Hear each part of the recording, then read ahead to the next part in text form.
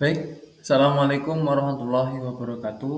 Perkenalkan, nama saya Muhammad Yujib Nasuhan dari kelas PIH, nomor NIM 2012402122. Nah, di sini saya akan menjelaskan artikel saya yang berjudul dengan Bertauhid adalah Fitrah Manusia. Langsung saja, yang pertama yaitu pengertian tauhid. Tauhid adalah keyakinan akan keesaan Allah Subhanahu wa taala. Secara bahasa, tauhid berasal dari kata wahada yuwahidu tauhidan yang berarti mengisahkan atau menyatukan sesuatu. Dalam Islam, tauhid berarti meyakini bahwa Allah Subhanahu wa taala adalah satu-satunya Tuhan yang berhak disembah sebagai satu-satunya Tuhan yang pencipta, pemelihara, dan mengatur segala sesuatu yang ada di alam semesta ini. Kemudian, bertauhid merupakan pangkal sekaligus tujuan dari seluruh kehidupan manusia, yang dimana bertauhid merupakan fitrah manusia. Hal ini sebagaimana dijelaskan dalam Quran surat Al-A'raf ayat 172 yang menerangkan bahwa manusia sejak lahir dari ibu itu sudah bersaksi bahwa Allah Subhanahu wa taala adalah Tuhan mereka.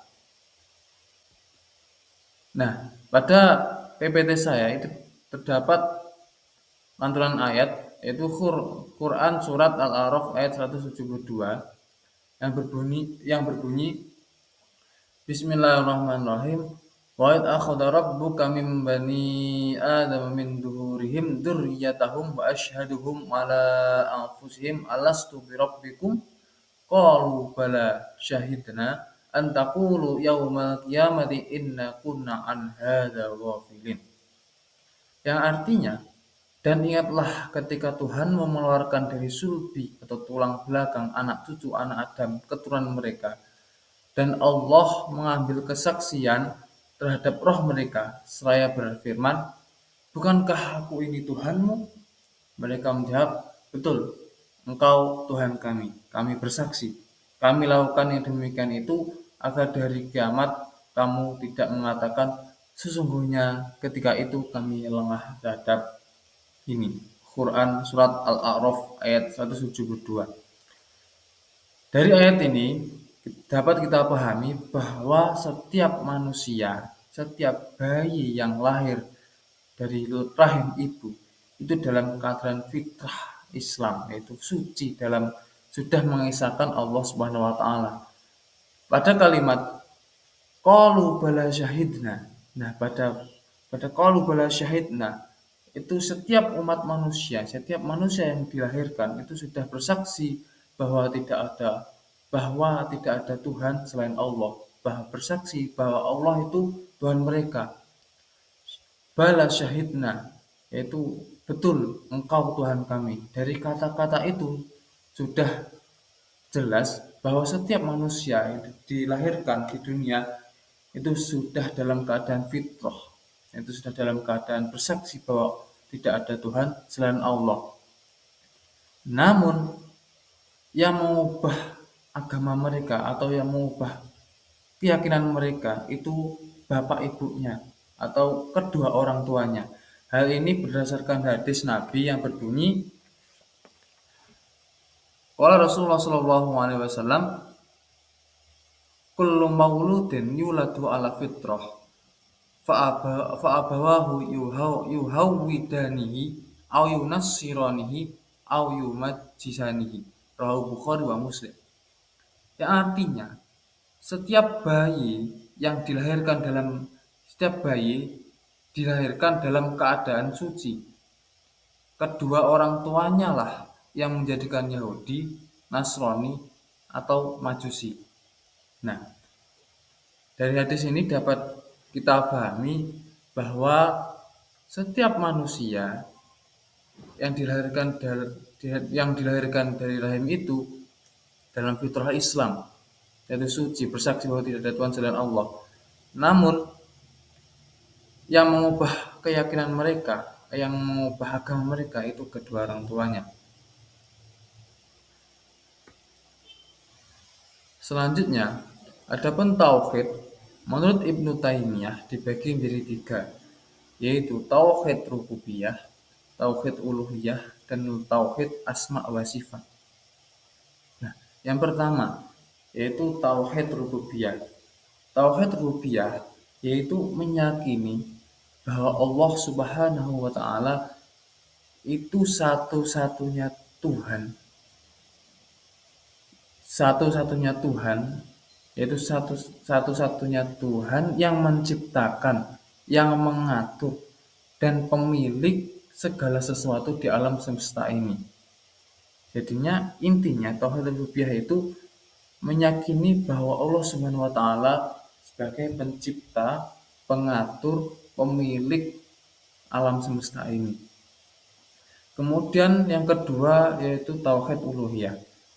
Tauhid uluhiyah yaitu meyakini bahwa Allah Subhanahu wa taala itu merupakan satu-satunya Tuhan yang berhak disembah dan dimintai pertolongan. Hal ini sebagaimana dijelaskan pada surat Al-Fatihah, yaitu iyyaka na'budu wa iyyaka nasta'in. Yang ketiga yaitu tauhid asma wa sifat, yang artinya meyakini bahwa Allah Subhanahu wa taala itu memiliki nama dan sifat yang sempurna, seperti seperti sifat alim, seperti sifat al-bashir, kemudian sami'un, dan lain sebagainya. Kemudian pada era modern ini banyak sekali penyimpangan tauhid yang dilakukan oleh umat Islam. Nah, di sini saya memaparkan tiga penyimpangan tauhid. Yang pertama yaitu percaya pada dukun dan peramal. Pada akhir-akhir ini banyak umat Islam percaya pada dukun, yang dimana mereka mendatangi dukun, mereka mendatangi peramal untuk apa? Untuk sebagai media, untuk mengabulkan segala sesuatu yang mereka inginkan, seperti mereka ingin kaya, seperti mereka ingin memiliki sesuatu. Nah, mereka pergi ke dukun dan mempercayai bahwa dukun tersebut dapat mengabulkan segala sesuatu apa yang dimintakan oleh orang tersebut. Nah, dari ini terdapat penyimpangan bahwa mereka tidak meyakini bahwa Allah Subhanahu wa taala itu yang mengabulkan sesuatu yang mereka inginkan, tetapi mereka lebih percaya ke dukun dan tidak percaya pada Allah Subhanahu wa taala. Nah, hal ini sangat bertentangan dengan tauhid uluhiyah, yang dimana bahwa Allah Subhanahu wa taala yang berhak disembah dan dimintai pertolongan. Nah, yang kedua yaitu percaya terhadap kekuatan lain selain Allah. Hal ini saya contohkan seperti kepercayaan umat Islam terhadap, yang khususnya umat Indonesia, itu percaya terhadap Nyi Roro Kidul sebagai penguasa Laut Selatan. Nah, hal ini banyak orang-orang Muslim di Indonesia itu meyakini bahwa Nyi Roro Kidul merupakan penguasa Laut Selatan yang menguasai ombak, yang memberikan ikan-ikan pada nelayan, itu Nyi Roro Kidul tersebut. Nah, dari itu sangat bertentangan sekali dengan tauhid rububiyah, yang dimana bahwa Allah Subhanahu wa taala itu satu-satunya Tuhan, yaitu satu-satunya zat yang mengatur, yang memiliki alam semesta ini. Nah, kemudian terdapat penyimpangan yang dimana mereka meyakini bahwa ada hal lain, ada zat yang lain seperti Nyi Roro Kidul itu memiliki kekuasaan dan yang mengatur alam semesta ini. Nah, hal ini yang kedua ini terdapat penyimpangan terhadap tauhid rububiyah. Yang kemudian, yang ketiga, percaya pada benda keramat dan jimat.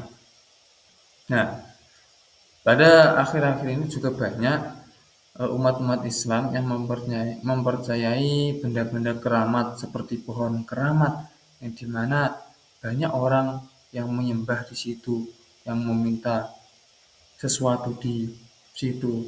Kemudian percaya pada jimat, seperti percaya pada batu akik yang dapat melindungi mereka. Nah, hal ini sangat bertentangan sekali dengan tauhid. Nah, adapun solusi untuk mengatasi penyimpangan-penyimpangan tersebut yaitu di sini saya memaparkan 3 solusi. Itu yang pertama, memberikan perhatian yang cukup pada pengajaran akidah yang benar dan baik berdasarkan Al-Quran dan hadis. Nah, mengapa?